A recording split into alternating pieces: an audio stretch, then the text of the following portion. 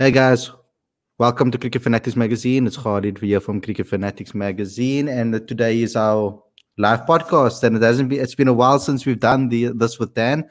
I'm really excited to get back on camera with him again and start this off for you guys. And I'm really excited to see what you guys are going to be saying in the comments, because obviously this episode is all about you and this is about the fans. So welcome again to the show, Dan. Nice to see you again. How's about how you doing?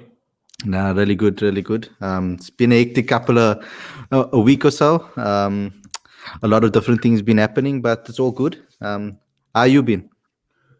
I was all right, man, until they rebanned alcohol. I thought that was a bit childish. But at least cricket's back, so it's all good. What a series to come back to. Yeah, of course. I mean, there's a lot of comments that we've got on Instagram. We've got a few comments on Instagram that we're gonna be tackling to start of the show, but we've got some now live as we speak. We've gotten a few in right now. So hey, Bevan, welcome to the show. Dan, I'm gonna let you have access to the comments as well, so that you can see them, and then we can dive into them as well. But let's start off with just catching up. One of the questions on Instagram today was about the West Indies versus England game. So Yeah, I know you've been doing a lot of reviews. I know you've been watching it quite intensely as well. I've been catching it when I can, here and there. But just fill me in. What has been the standout points for you from that perspective? yeah, it's been a difficult series to really put my finger on, to be honest. So the Windies went 1-0 up after the first test, which was quite surprising. I think that spoke more to the selection mistakes on the part of England, than actual performances put out by West Indies players. Their bowlers, I think, they've been good. They obviously lack a lot of fast or a lot of test caliber bowlers. But the guys that they've brought to England have really held their own. Gabriel, Roach, they've bowled well. But they've just been let down by the batsmen. Their top order just, for years now, have just been unable to play match-winning innings. They haven't played any innings of substance, which is quite frustrating. We always talk about how much potential a lot of these players have, like Shai Hope. Everyone says, he's the next Lara, he's the next Janpal, he's the next Sarwan. But if you're going to score 200s in 60 games, you don't belong in any test side in the world, no matter how talented you are. A local example would be Adam Markram. Guy's got more talent than anyone else in the country, but we still dropped him. If you don't score the runs, you need to be dropped. So the end result will be 2-1, but I think England were the far better side. I don't think there were one or two little moments in this test where things could have changed. I think Windies were definitely on top on day one. And even early on day two, but then Ben Stokes, just absolutely dominated and made it his own. And I think what we've seen in the series is how useful it is to have an all-rounder in your side, man. Like Jason Holder with the ball, and he won the first test for West Indies with the ball, and Ben Stokes won the second test with the bat. So South Africa are definitely in the market for a quality test all-rounder. Yeah. I mean, that's something that we can really speak about, is that all-rounder in the side. And I mean, we've had many debates about it. What I think I like about what England has shown, even against us, as well as again in the series, is how they've managed Ollie Pope, for example. A youngster coming into the side amongst all these experienced players, the way they've managed him, they've allowed him to express himself. I think that's something that we need to do with some of the youngsters that we're going to blood in. I think that's what we need to do with someone like Zubair Hamza down the line, putting him in a more protective role than throwing him in under the bus immediately. I think it's a lot of pressure to handle. You know how hectic test cricket can be. So I think that they've done exceptionally well. It also shows that ability to be able to switch on and score hundreds. I mean, Ollie Pope has really struggled with that. He gets himself in a good position and then he goes out. So it's something that some of our players can also learn from. I mean, the mistakes that he makes down the line and the experiences he's going through, I think some of our youngsters, if they're watching it closely, can also learn from that. Yeah, and just another thing, I think he failed in the first two tests. I don't think he scored any runs, Pope. how quick were we to drop Zubair Hamza from the test side? We dropped him, 1 or 2 performances. We're like, no, sorry, we need to make changes. They stuck with Ollie Pope for the series and, paid dividends in the end. But I agree, sort of protecting him at 6 and not, but I suppose they put Zach Crawley at 3, so it's difficult to say, but Pope's definitely, Pope and Sibley they're going to score a mountain of runs for England. That England side is really coming together. They were as unsettled sort of as South Africa were. They weren't sure who their openers were, who's their 3, who's their 4, who are their 3 seamers, but now they look a very settled side. They look like they're ready to, really compete with Australia and India, I reckon. Yeah, so let's get in some of the comments over here. I'll do the Instagram ones last. Let's go to the guys that are actually speaking to us over here right now. I think this is an awesome one from Afzal. So he says, "Hi guys, if the CSA versus West Indies series does go ahead, which 50-man squad would you like to see CSA take, whether it be for T20 series or a test?" Now, Dan, I'm gonna spin this question because I think it's something interesting for us to be able to talk about here. Is South Africa gonna be the type of side that kind of tries to get as much continuity amongst the 3 formats and pick teams that have continuity amongst them, so a core team of players that play all 3 formats? Or should we be a type of side that picks, like, I think England is very much like this. They're a side that picks a team for Test cricket, T20 cricket, and for ODI cricket. Which one do you think we should mimic right now with where South Africa is at the moment in the cricket? Look, had you asked me, not too long ago, I would have said your best players need to play, whether it's Test cricket, ODI cricket, but I'm definitely leaning more towards the red ball side and the white ball side. I've got no issue with T20 and ODI specialists.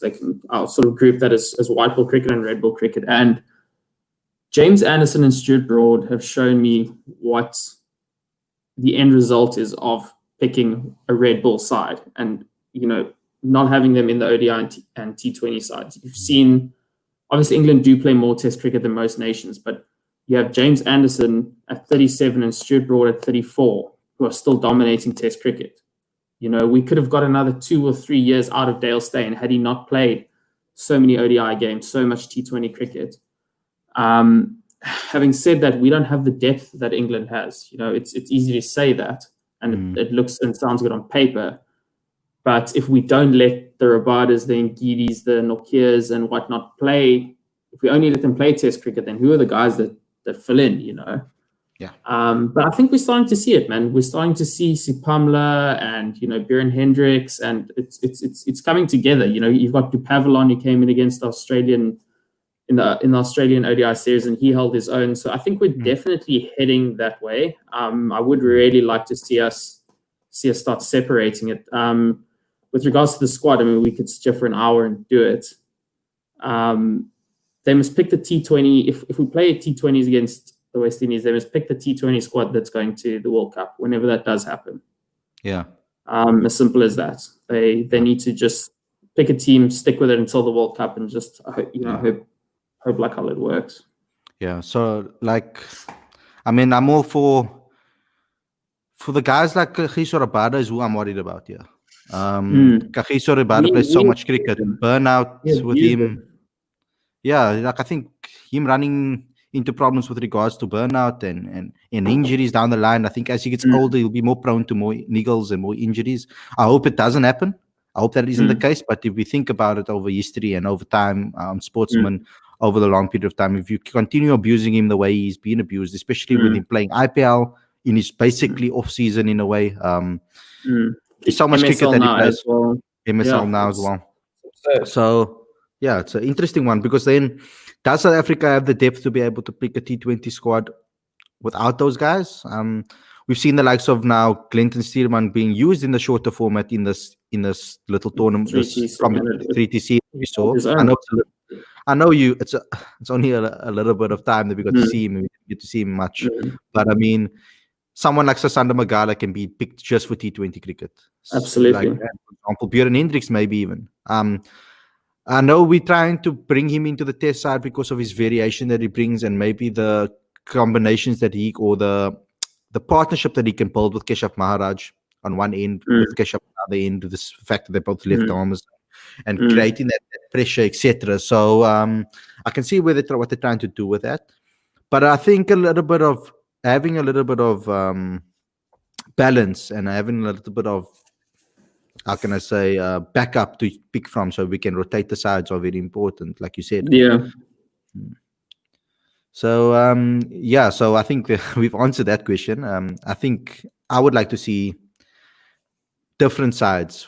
I think you can kind of you're right. You maybe can kind of bunch the ODI and the Test side almost in one, especially if ODI you and the T20 side. I mean ODI and the T20 side all in one, because Yeah. especially because of you're only working towards major tournaments that get played hopefully every 4 years, and they don't do the T20 thing World Cup like they decided to do after.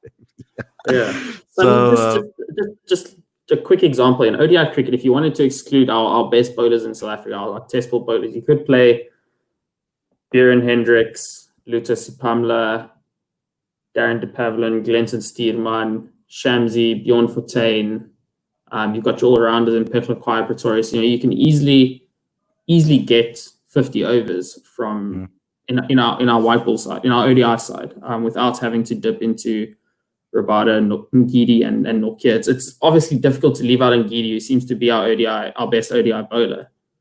But at the same time, we don't want Rabada and Ngidi to retire when they're 30, you know, with the shoulder issue like Dale Steyn did. So yeah.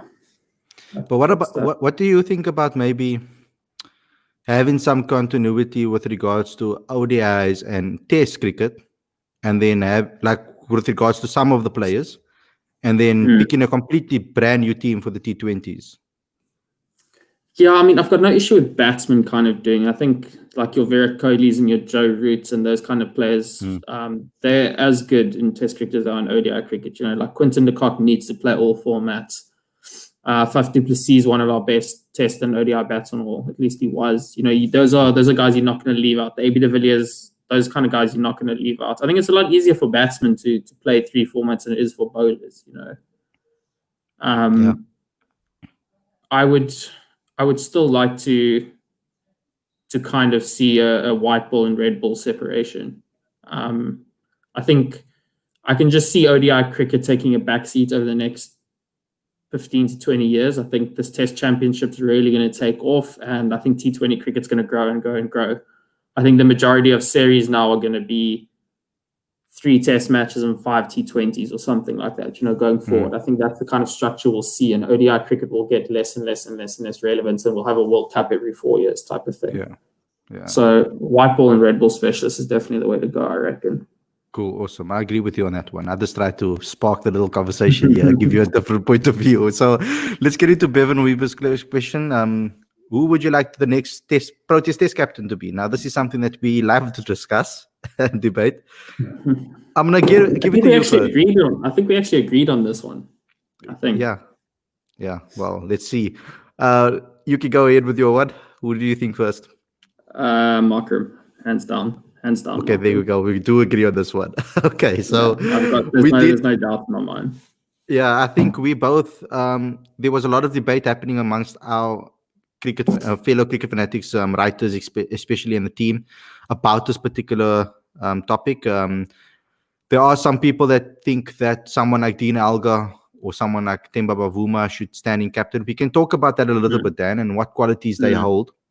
I mean, I think Dean, because he's our most experienced player in the Test side at the moment, I think he will be our most experienced player when Faf finally completely retires. And I think that Dean he's almost seen as the vice captain in that side. I feel like he's been given the captaincy when the captain is not available already before. So he has captain before, yeah. So he has the ability, and he's very good with the press.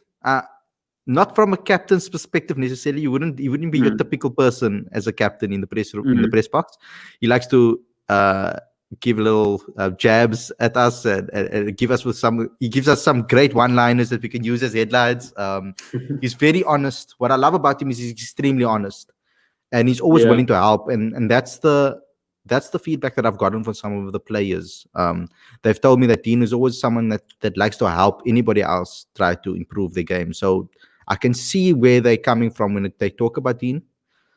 Temba Bavuma as well, having been captain the Lions before, and obviously having captained the Josie Stars. I can see that he's one of those silent leaders. He says a lot in the small group that he has. He doesn't like to really, when he needs to say something, he says it, and he says it with conviction, and he believes in what he says, and he stands by his points, and he stands by his beliefs, which is very strong attribute to have when it comes to a captain. And we're going to be talking about leadership and captaincy and various types of leadership, not only captaincy, in our next issue of the magazine, which is coming out on the 1st. So guys, stay tuned to that and subscribe now if you haven't already, so you can get that to say to your inbox. But the reason I say Markram is because I'm thinking about 3-4 years down the line. I'm thinking of a person that can lead the next generation into something special. And I think giving him the captaincy now, when South Africa is in their toughest period, I think will teach him a lot for the future on when we get a settled side. And I think that's my main point for why I think Markram should be captain. Yeah, a lot of people say, like, I've seen comments like he's too young. You know, I think he's 26 now. You know, we gave the captaincy to Graham Smith when he was 22.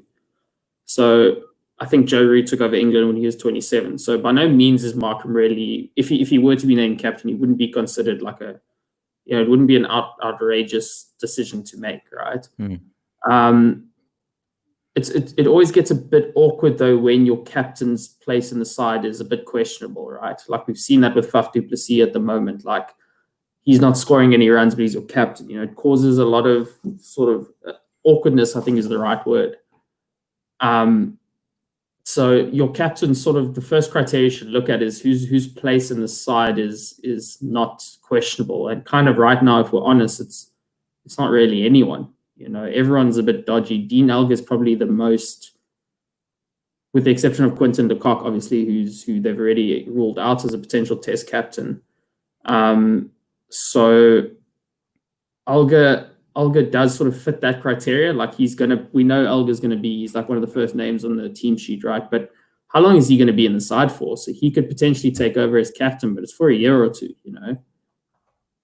That awkward little technique of his isn't going to last for much longer. It's not going to last when he's 34, 35.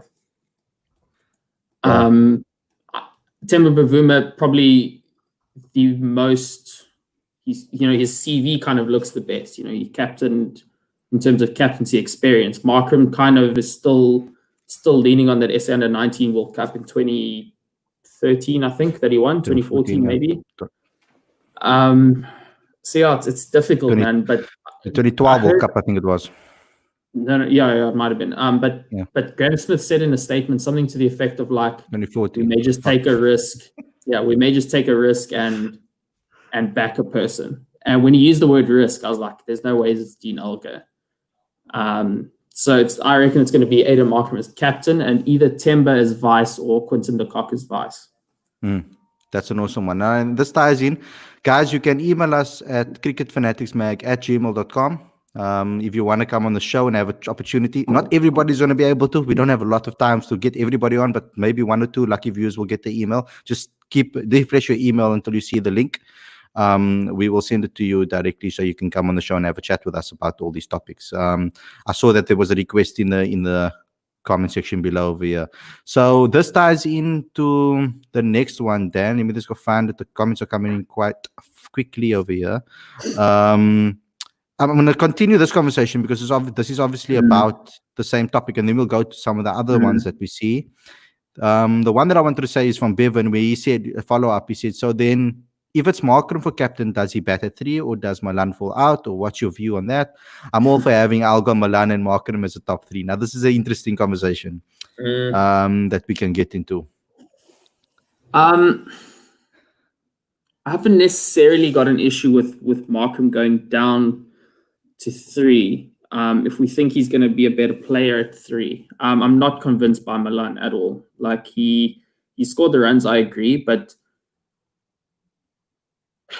a lot of his domestic runs have come at a semi-professional level, which people don't realize, right? So if you go look at his first-class stats, they look good, but a lot of people don't realize a massive portion of that is from semi-pro 3-day cricket and not as much in 4-day cricket. He played 1 innings of substance against England, and people liked him. He's been labelled already as a fighter, like a gritty fighter. But he wasn't great against England. He was, I think he played 3 of the 4 tests, and I think he scored runs in 1 of those innings. So I've got no issue with Markram slipping down to 3. I would let Eddie Moore come into the side with Dean Elgar as an opener. I think Eddie Moore has scored runs as an opener at a 4-day level consistently now to be part of the conversation. He's a quality player. It seems like a lot of these Warriors players don't get the same recognition as the bigger franchises, the Titans players and the Cobras players and the Lions players.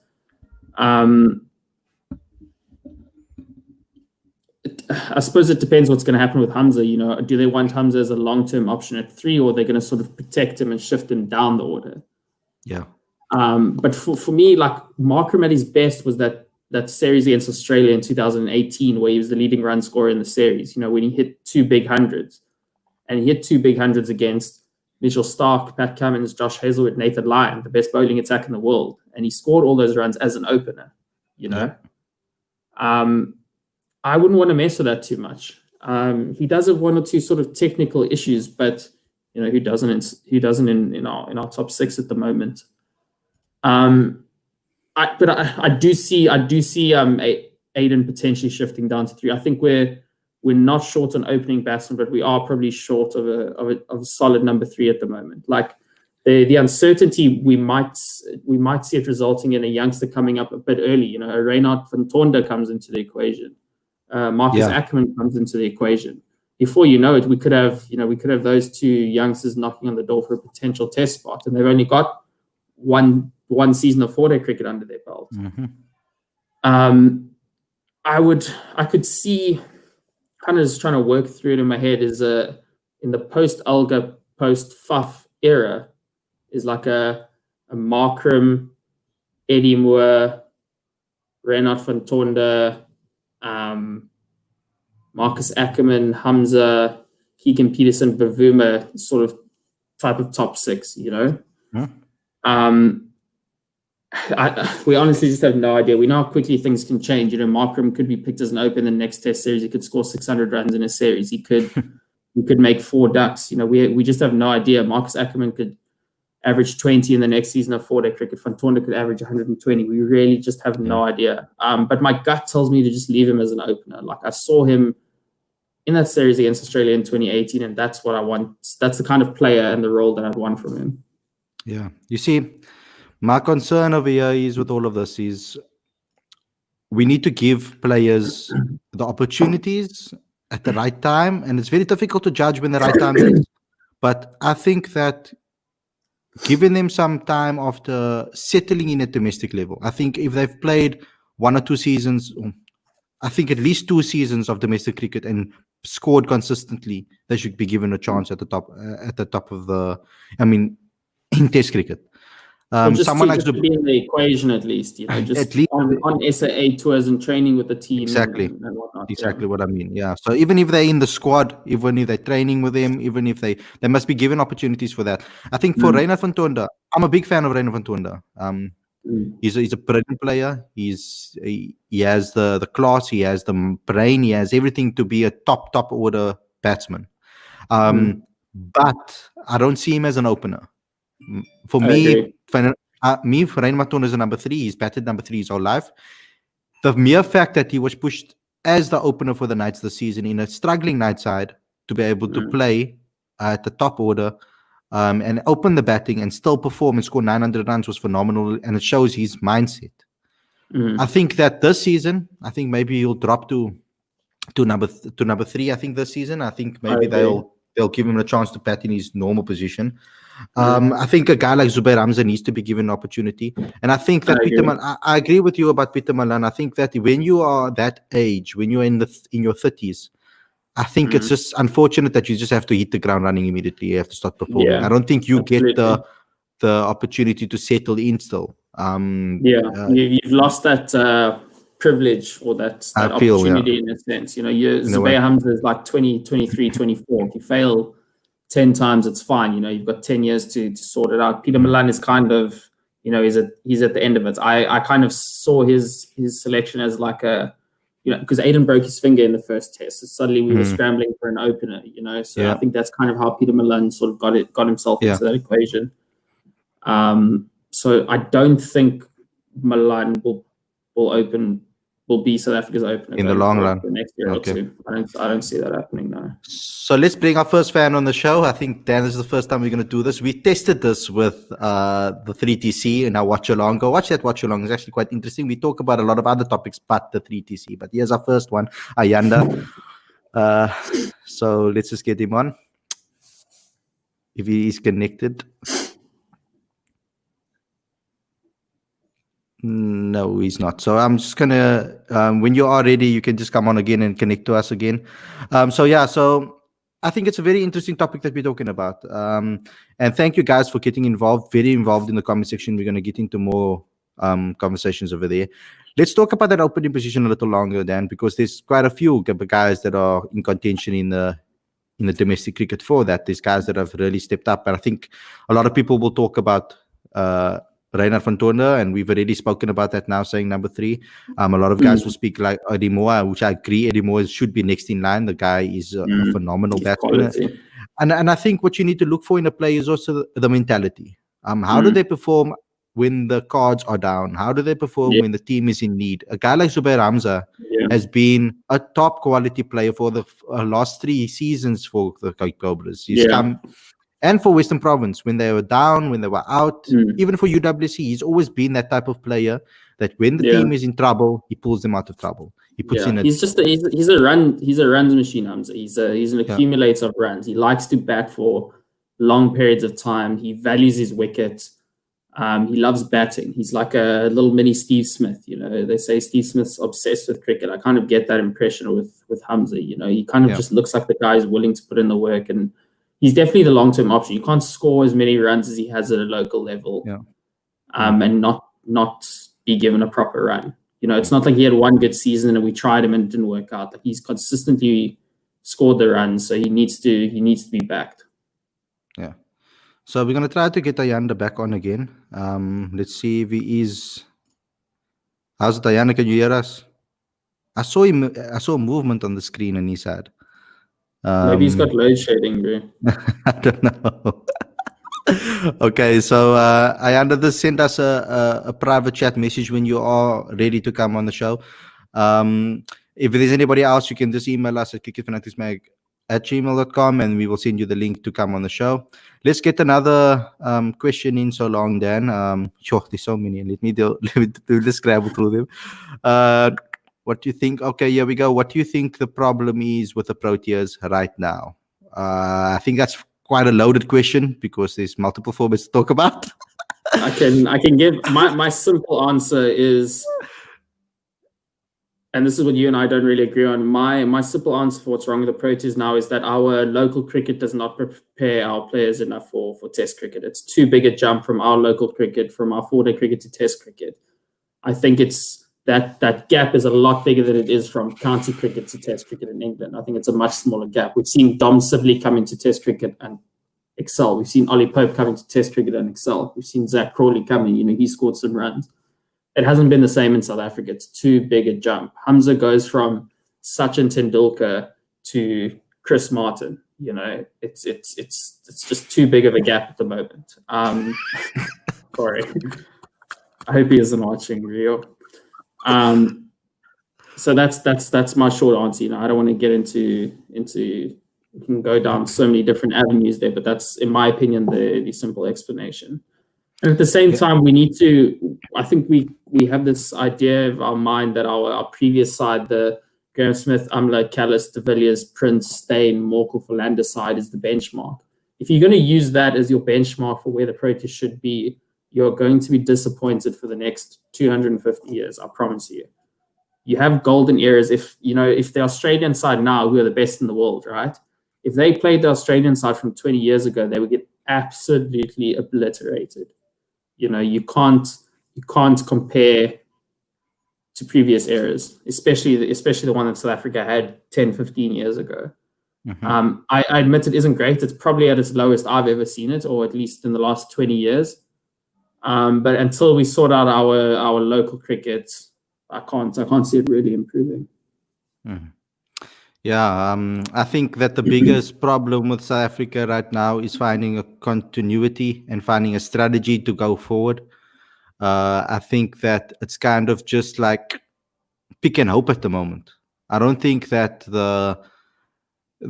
there's structure in any of the formats that we feel like. I think that there's trust, that there's a 15 or 20 or 25 that we can pick from, and that we feel, okay, cool, those are the 25 that we're going to put forward, that there's surety that when we pick them, they're going to have the ability. I mean, for example, if you look at back in the day, you can say, especially in that Australia series, that one that's famous for JP Dumini scoring that massive 50, and then obviously that massive 100 after Ashwin Prince got injured. The ability to be able to take Ashwin Prince out and bring in someone like JP Dumini that's ready and hot and firing, and they can come out and do that. What he's doing and what he did. I think also another problem is our all-rounders in the test arena. So now this taps into a question that we got from one of the fans over here, and he said, is it time for Vian Mulder to be the number 6 for the test team? So number 6, number 7, I think that's where he operates at the moment. I think that his batting needs to improve on a domestic level more consistently, even though he is a very good batsman. He's batted up the order for his school. He's batted up the order for Gauteng. He bats number 5 or number 5 for when he did have the opportunity to play for the Lions. I think he did bat 5, 6, 7 around that, I would say. What do you think, Dan, of Vian? I think that Vian is still very young, and I think he needs another season because of all his injuries that he's had.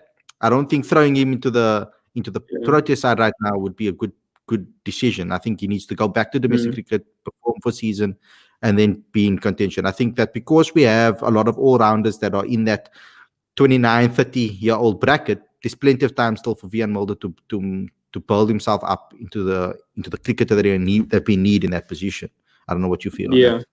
I think Mulder is definitely the guy, right? So there's a few names in the hats at the moment. We've tried Pretorius, that didn't really work. We tried Petlakwaya's got a few games. His batting isn't good enough, in my opinion.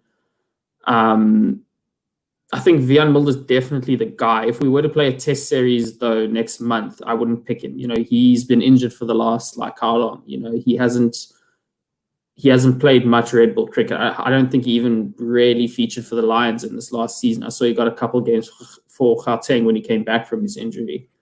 But he's definitely the long-term option. He's 23. We're still going to get another decade out of him at least. When he really got my attention was that SAA tour to India. When India whacked us 3-love. In the SAA game before that, I saw him score a massive 100 against a good Indian attack. I think Yadav and I think Jadeja might have even played that game. I might be wrong. But he went to India in tough conditions against a good bowling attack, and he scored a massive 100 when everyone else struggled. So we know he's capable with the bat, right? India's A team could probably beat most test sides in the world at the moment. So that for me really caught my eye. I think until we have an all-rounder that's ready to play test cricket, I would play with 4 bowlers. We did it for years. Granted, it was with a Dale Steyn, a Philander, and a Morkel or a Rabada or whatever. But there's no issue with going in with 4 bowlers. If Maharaj can keep an end tidy, it's fine to only have 3 seamers. A lot of sides do play cricket with 4 bowlers. So I agree that having an all-rounder is awesome, but if you have one, you can't force the issue. We picked Dwayne Pretorius as an all-rounder, but batted him after Vernon Philander. What the hell are you doing? Yeah. That was absurd. It was okay, you're our batting all-rounder, but you're going to bat after our opening bowler. It's come on. That's ridiculous. So if we do pick an all-rounder to bat at 6 or 7, I would pick Mulder, but not immediately. Like you said, he needs a season of 4-day runs because he hasn't played much red ball cricket. Yeah, so I'm going to bring on a fan all the way from America, Abai. He's also a guy that does do a lot of articles for Cricket Fanatics magazine, and he's part of the team as well. So let's just get him on quickly. And he wanted to say hi. So how's it, Abai? How are you doing all the way from California? Guys, how are you? Are you able to hear me? Yeah, perfect. Yeah, we got you, mate. Okay, give me just a moment here. Okay, so you guys able to hear me properly? Yeah, you perfectly fine. Okay, perfect. So, all right, where do we start?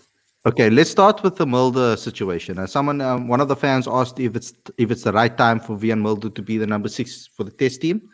What's your thoughts? I mean, obviously you haven't been able to obviously watch live cricket games of South Africa over a year, like we do. We got the access to the players, but I mean, your ability to be able to sit from the outside and look in. It's a different type of way that you assess these players. So what do you think about Vian Mulder? Ready for the Test game? Well, I've watched a little bit of highlights, and I think, he's only played one test, so I think it's a little bit too early to figure out whether he's good enough at the moment. But I think the potential is there, the ability is there. What do you guys say? Yeah, so we've just been speaking about Vian now for the last 10 minutes. I wanted to ask you a little bit more about that, because what do you think makes a good player? What do you think makes a player ready for international cricket? I think before we carry on, I think we probably need to distinguish between bowling all-rounders and batting all-rounders at the moment, right? So, like Pechler Kwaya, I'd argue, is like a bowling all-rounder. A guy like Jason Smith is definitely a batting all-rounder. Pretorius, I'm not 100% sure, to be completely honest. Jock Callis, obviously a batting all-rounder. Pollock, a bowling all-rounder. I think what we need now is a batting all-rounder, right? Like, we're not scoring runs. South Africa probably haven't scored more than 300 since, I can't even remember. When last did we win the toss, bat first, and put 450 on the board? We haven't done that in years. So we're in the market now for a batting all-rounder. And who are those batting all-rounders in South Africa? Well, I guess I can consider Mulder a batting all-rounder. I mean, he averages, 39 in first class with the bat and 23 with the ball. So I'd say those are reasonably good stats, in fact, very good stats. Mm-hmm. And also, we have to remember that he doesn't bowl faster than 135, 140. He hardly ever hits the 140 mark. So, like, I mean, to be a serious bowling all-rounder, because the age he is. I mean, like Callis got slower, obviously, as he got older. But he was bowling 130, 135 consistently for South Africa. But when you look at a guy like Mulder, if he can't hit that peak of 140, I think our batting all-rounders, or if you're going to have a seaming batting all-rounder, he needs to at least be able to hit that 140 mark more consistently, I think, than other batting all-rounders or other bowlers. My concern over here is that South Africa, with regards to seaming all-rounders or batting seaming all-rounders or seaming batting all-rounders, we're not producing a hell of a lot of them. We've got a guy like Gerald Coetzee, we've got a guy like Marco Jansen waiting to make their mark in the international scene, but we're producing a lot more spinning all-rounders, the likes of George Linde, Vian Libber, John Smuts, etc. I mean, people... there's a lot more of those coming through the system than seaming all-rounders. I think George Linde is another guy. George Linde as well. Radar. Mutasami actually played like one innings of season.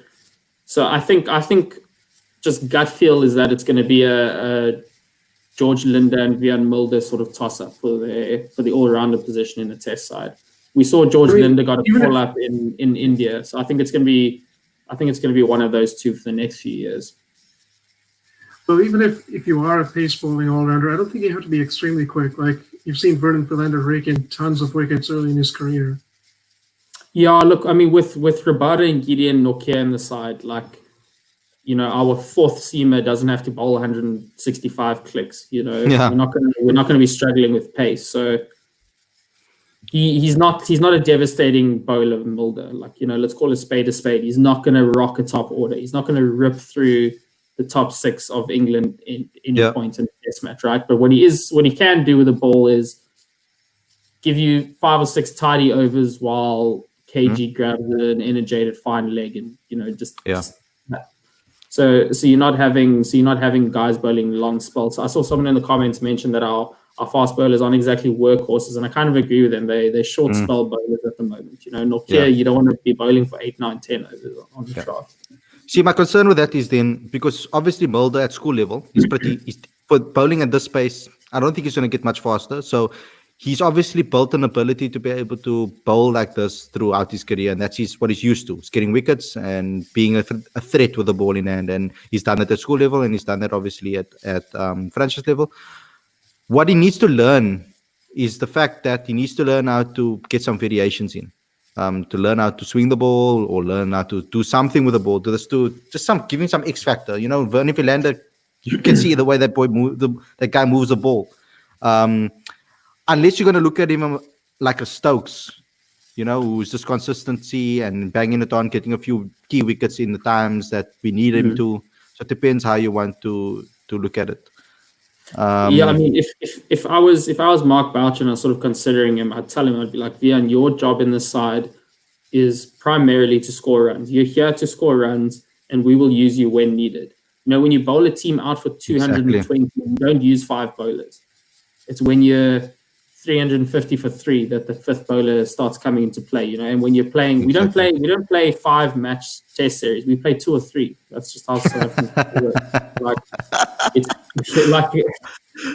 I can rant about the ICC, but it's not like our fast bowlers need to play 5 test matches in the space of 2 months. They play like 2 test matches and then that other format for another month afterwards. So yeah, I mean, we'll see what happens. The problem with our batting all rounders at the moment is they're all spinners. Like John Smut's batting all around, he's a spinner. George Linde, I'd argue, is probably actually a bowling all rounder. He's quality with the bat. He can score runs. He's a spinner. Mutusami spinner. So I mean, we could see South Africa playing with two spinners in Test cricket. When last did we do that? With the exception of subcontinent tours. Yeah, true. So let's move on from that. Bye. Thank you for coming on the show. Be more still be active in the comment section. I like your comments that you're giving to us. Thank you for coming on. Absolutely. Thanks, guys. Thanks, man. Cheers, mate. Okay, cool. So let's go on to the next question. Let's look for one. Do you mind if we don't follow exactly the order that we go in? It's going to be very... Okay. No, I'm actually enjoying this. So we should have these shows more often. Let's look at what Clickbait said. I think having someone who hasn't cemented their spot in the team becoming the captain shouldn't be the way to go. Therefore, I would say either Quinton or Dean should be captain. Okay, that was still on our captaincy that we spoke about. That's a good observation that you have.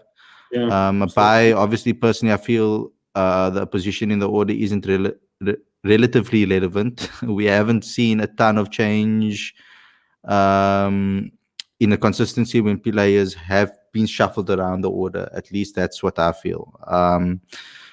Here we got Clickbait again. Malan averages 45 in first class cricket. Yes, he averages 45. This is what I was saying. If we can just keep that one on at the moment, I think what the average person doesn't understand is that when you go on ESPN Cricket Info, right? Does it have a name? Oh, it's just Clickbait. So you'll see that his first class average is 45, right? Now, in South Africa, our domestic cricket is 2-tiered. We have semi-professional and we have franchise. All under the same banner. Semi-professionals play 3-day cricket, and it's a much, much, much lower quality, if we're honest. Our semi-professional cricket, in my opinion, is very poor. And then we have our franchise 4-day tournament, which is Titans, Lions, Cobras, Warriors, Knights, Dolphins, right? So if you go look at Milan's 4-day top tier average, it's like in the like 30s, right? Like 33, 34, 35. But if you go look at his 3-day semi-professional stats, they're like 55-ish or something. Pushes it right up, yeah. And that pushes it right up. He plays a lot more of that cricket than the 4-day cricket. So when you combine it into a first class average, it looks great as 45. Yeah. But it's very, very, very bloated by semi-professional cricket. You cannot pick Test cricketers based on South Africa's semi-professional level. And it works in reverse as well because of the likes of Temba Bavuma. Temba Bavuma's average is actually 43 in first-class cricket with regards to playing franchise cricket. It's actually quite high, and people don't actually realize that. And they actually judge him unfairly because of it. Okay, Absolutely. Wasim Akram. Will either Kyle Abbott or Harmer play for CSA again? Especially Abbott, since we lack in quality in the bowling department and injury concern. What's your take on it? Well, I'm going to answer this first, Dan. I don't think they're going to. I don't think I think at the age that they are currently, it depends now, obviously, what happens with the Colpack deals, if it's going to fall through, if it's going to be kept, etc., etc. But I don't see them playing for Cricket South Africa. I don't see them playing for South Africa again. I do see them, however, playing in the franchise system, and I think that's where they need to come back and play in the franchise system. Hopefully, I see that if the Colpack deals fall through, I think they will play again. Not for South Africa, but I think for the franchise teams. What I see happening is obviously when this whole Brexit thing goes through and the Colpack contracts cease to exist, we've already seen now for next season the counties have upped the number of overseas pros that can play there. Now it used to be 1 per side, now it's 2 per side. It's not just for people who don't know the difference. So a Colpack player is different to an overseas pro, right? So an overseas pro is like Ada Markram's an overseas pro, Maharaj is an overseas pro, Temba Bavuma. These guys play in county cricket as overseas pros, but are still available for South Africa because they're still considered like South African citizens, right? If you sign a Colpack contract, I think under EU law, you're essentially a citizen, right? Like you're a citizen of the EU and you lose your ability to play for your country. So when that falls away, I think all these guys will just sign as overseas pros, right? That's why they've made the number of overseas pros go from 1 to 2. So all these guys, when they lose their Colpack contracts, they just sign as overseas pros.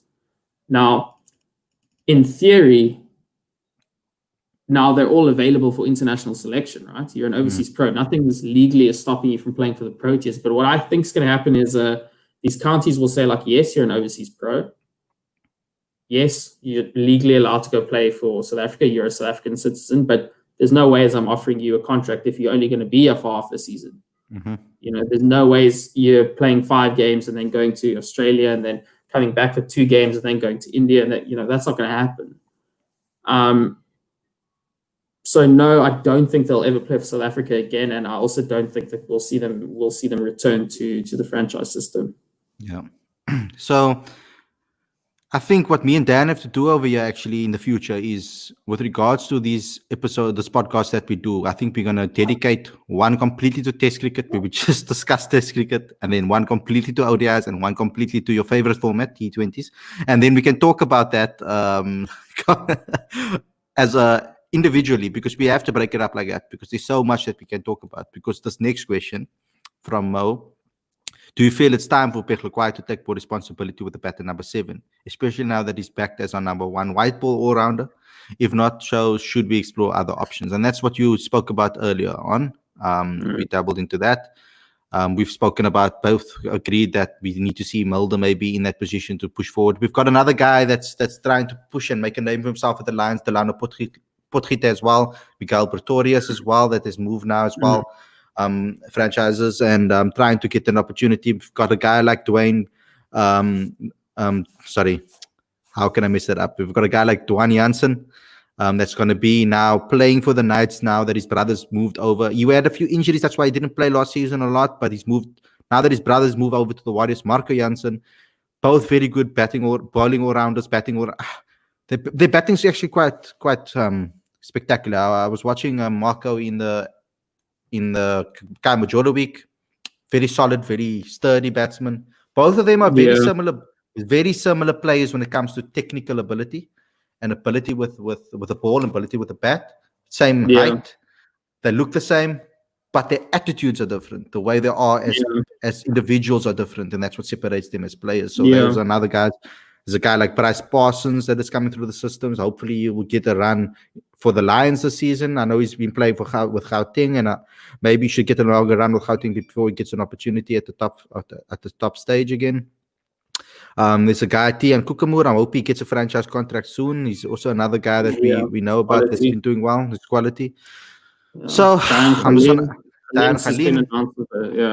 So, I mean, there's no shortage of competition there for Peklekwai. So I agree here that if he's going to average 10 to 15 in ODI cricket, he's not good enough to make it as just a bowler, right? Like he bowls well and he's put in some good performances, but you need to contribute with a bat, right? Like Chris Morris, in my opinion, is breathing down his neck in that T20 side. Chris Morris could replace him like that, I really like Beklakwa. I think he's a good player. I think he's more of a talented player. He's really young. I really liked him when we chased 370 against Australia. When was it? 2 years ago in Durban, and he held his own. When he was right into international cricket against a good attack under pressure with the bats. I think he scored. I can't remember what it was, but he can bat. He absolutely can. I think he got a bit comfortable. I think he kind of got this impression that he was sort of had his place in the ODI side cemented. And now all of a sudden there's whispers of like, should he be there? Shouldn't he be there? So yeah, he definitely needs to catch a bit of a wake up there with the bat. Yeah. Okay, so let's continue with this with the fans. Gio wants to know, do you think we have a problem with spinners for the test arena, and especially left armers besides Maharaj and Linde, who is next in line? Now, if we're talking about next in line, I've seen a young spinner that completely dominated at Kai Majora week. He's also a Black African spinner, Khodisa Molefe, played for Gauteng. I hope that he gets more opportunities for Gauteng. Brilliant spinner. Has a lot of work to do, obviously. Still very young, only 19 years old. Still very young, so he still has a long way to go with regards to that. I mean, I think he's 20 now, sorry. The last time I watched him, he was 19.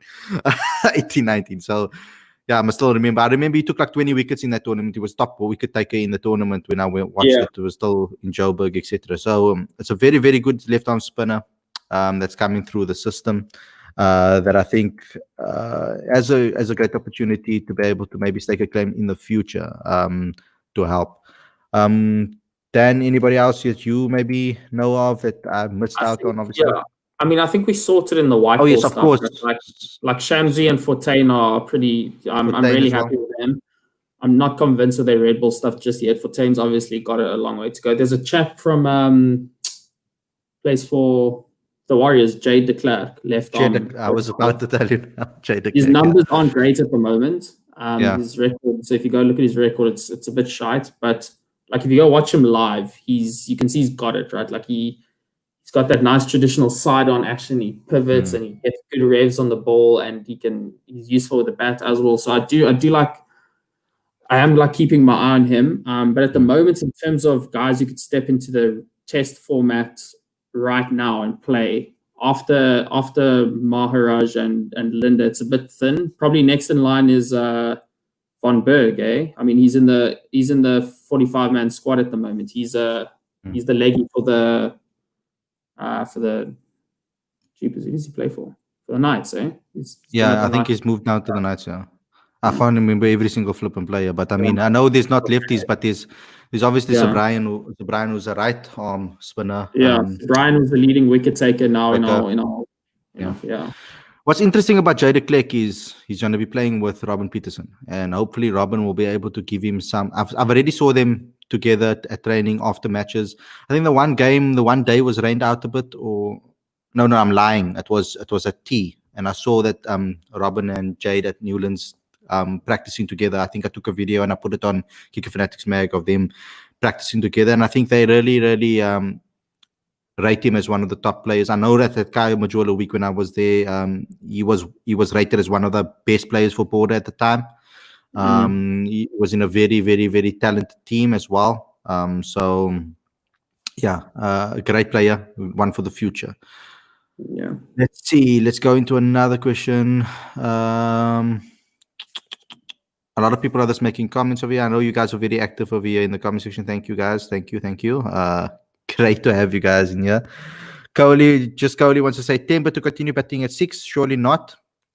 So let me just get something in over here and talk to you guys about this. Some people have been saying, especially with our whole Black Lives Matter movement, and it's been happening for quite some time. Even Temba was asked this in a press conference about whether the talk about quotas and him being a quota player, etc. Now, even if we did have transformation targets that were picked per team, per game, South Africa, if it is the case, South Africa meet the transformation targets with regards to Lungi Ngidi and Kagiso Rabada playing. They don't need to pick Temba as well to meet transformation targets. So that's not the reason they're picking him. They're picking him based on his ability. Now, my question is, do we play someone like Zubair Hamza and give him an opportunity at number 6? Or should it be given an opportunity at number 3? And this given that opportunity, but then what happens? There's going to be a lot of shuffling that's going to be taking place. Yeah. So it's a question that really needs to be asked. But what, Dan, you believe that Temba deserves his spot in that side? Yeah, I mean, if I had to pick a test team right now, I'd probably have him in at. Let's see, 3, 5. I'd have him at 5. He'd be my number 5 at the moment. But again, he needs to, you can't average 30. He's been playing test cricket for 5-6 years and he's got 100 to his name. It's unacceptable for a country as good as South Africa. That's unacceptable. He's been dropped a couple times, so it's not like we're not noticing it. Tiennis de Brain as well, who averages like 55 in 4-day cricket for fucking 30 seasons in a row. Even he got dropped, from the test side. So no one's immune to being dropped at the moment. Hamza's been dropped. We've seen how many runs he scored. So there's so many different permutations that we could do this, right? Like, where does Tiennis de Brain come into the equation? What's happening with Faf du Plessis? Is he still in the test side? If we're only playing test cricket next year, is Faf still there? If Faf isn't, we could see Temba shift into that number 4 role. I'd probably rather have Temba at 4 than a youngster. I probably wouldn't want to throw in a KP or a Hamza at 4. There's so many players there. I mean, just off the top of my head, Hamza, that are sort of like close. It's like Hamza, du Plessis, Van der Dussen, Temba Bavuma, Keegan Peterson, Tiennis de Brain. It's just there's a lot of guys that can fit into that 3 to 5 or 3 to 6 sort of position. But right now, if we're playing a test tomorrow, I would probably pick him. Yeah. That's mostly because of what's happened with Hamza. If Hamza had performed, he'd be my 3, and Rassie would be my 5, and Temba would be out the side. At the moment, if I were to pick a test team for tomorrow, I'd probably have Rassie at 3, Faf at 4. Rassie at 3, Faf at 4, and Rassie van der Dussen at 5. Awesome. Okay, so I'm going to go with one last question from the fans before we almost sign off over here. But we got one from Free Drop, and it's a bit different. So he says, can you guys pinpoint the moment you became fanatical about the game rather than just watching it casually? Sure. So I can start with me while you're thinking, Dan. My relationship with cricket has been quite topsy-turvy, I would say. I started off as a young kid loving cricket. That was all I could do, is pick up a bat and wanted to play. Since I was 2, 3 years old, I was already standing with a bat in my hand. I remember my parents buying me the World Cup edition John T. Rhodes bat that had the signature on from, I think, like a place like Macro or something like that. And I was a young 2-year-old, 3-year-old already with a bat in hand, and I loved John T. Rhodes. He was my favorite player. And as I got older, you see, what happened to me is I moved to Holland when I was grade 1 to that age group. So grade 7, 8, 9 years old, I was in Holland, and cricket wasn't a big sport there. So football became a massive love for me over there, because I started playing football there. That's where I started judo. So my love for other sports started, and I didn't get an opportunity to watch cricket when I was there. So when I came back, I started playing again and started getting back into cricket again. And then my love for the game came back again with regards to watching Herschel Gibbs. He was my favorite player growing up. And because I was in judo so frequently, and I was at competitions every weekend I was fighting, and didn't really have a lot of chances and opportunities to watch cricket.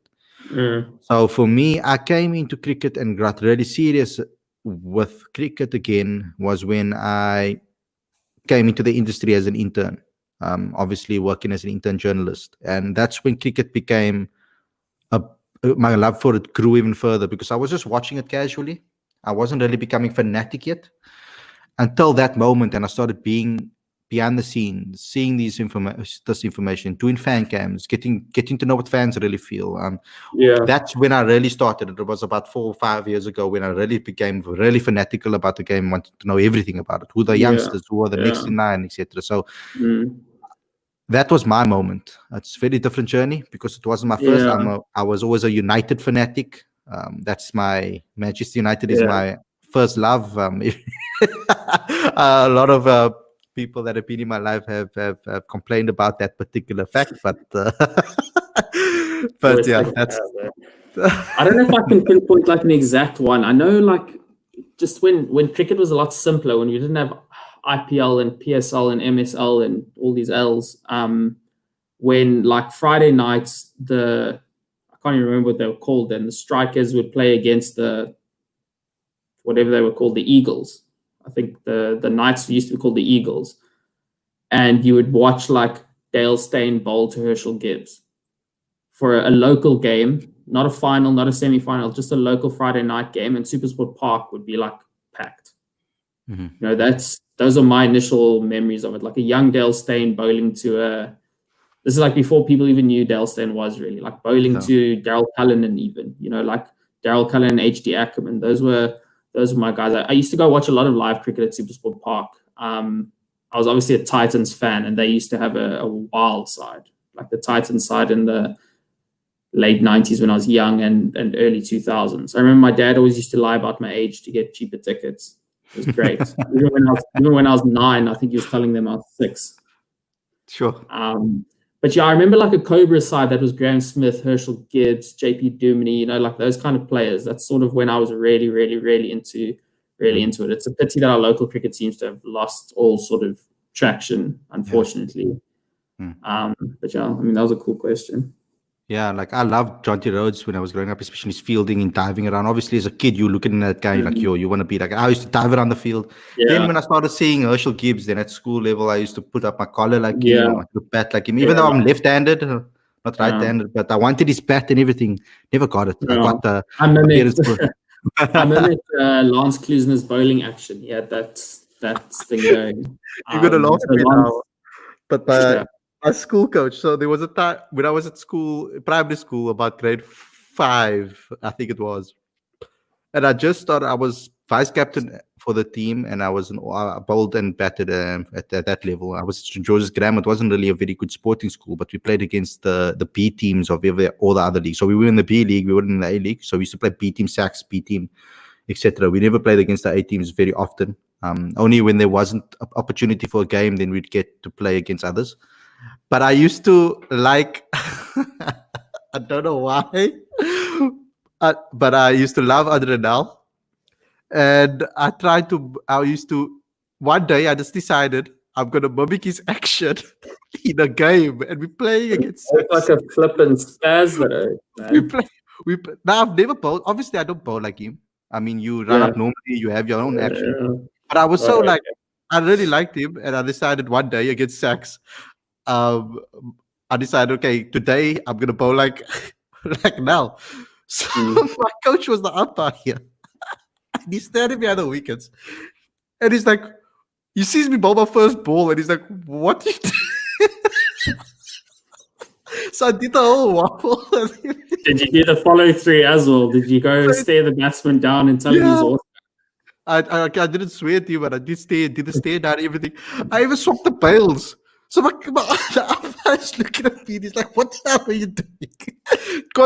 You can't just suddenly decide you want to bowl like this in a match. I got a wicket, and then he's like, just continue doing it. Carry on. Yeah, continue doing that. We ended up winning that game, actually, to be honest with you. It's quite funny. I don't know why I decided to do that. But then afterwards, I realized how foolish I looked. Someone told me how foolish I looked on the side of the field. And then I was like, nah, I'm never going to do that again. That was... So we got a question from Bevan over here. Khalid, where do you sit at Newlands? It varies. Mostly I'm in the press box. But when I do go to the stands, I'm closer to the groundsman dugout. So I'm just next to this the side screen. So that's where I sit. Dan? You can only watch cricket behind the bowler's arm, man. If you take a girl to the cricket and she tries to get you to sit on the grass, you need to dump her. You don't need that kind of negativity in your life, bro. You're gonna stay at home. Can't watch cricket from the side. How do you know if you're swinging the ball? Or, no. Yeah, exactly. Yeah, so I'd like to sit at that side as well.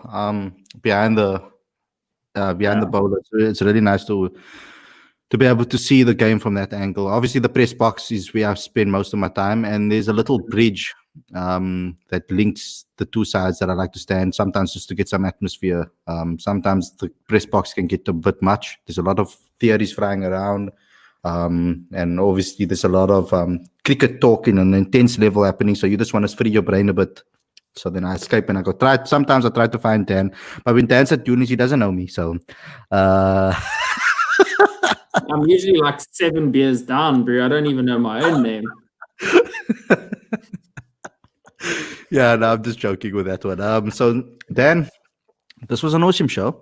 I think that it was a successful one from our point of view, with regards to the amount of comments that came in. Thanks, guys, for everybody. Let us know what you thought about the show and whether you would like to do this again, where you guys dictate the topics that we talk about. So thanks a lot for doing this. Obviously, share this with everybody that you can. Let's get a good following going here, guys, because this platform is also your platform. Cricket Fanatics magazine is also yours, and I'd like you guys to give your opinions as much as possible wherever you can. So I'm really enjoying the interaction. Stay tuned, obviously, for some of our episodes of Unlocked. I'm trying to get Clinton Stearman on the show this week. I'm definitely getting Dayan Halim on the show this week. So please join that too. Come ask questions over there. You get to know these cricketers in a different light completely. Don't forget to subscribe to our monthly magazine. 1st of August is our 2nd edition.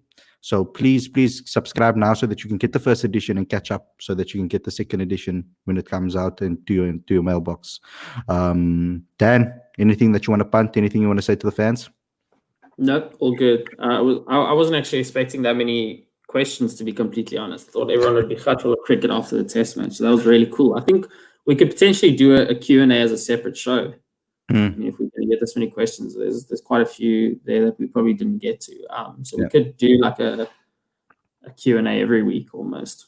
Yeah. So let us. But yeah. So guys, let us know. Tweet us, DM us on Instagram, whatever you want to do. Let us know if you want to see this more often and you want to see this type of show more often. Let us know. But from now to you guys, thanks for watching.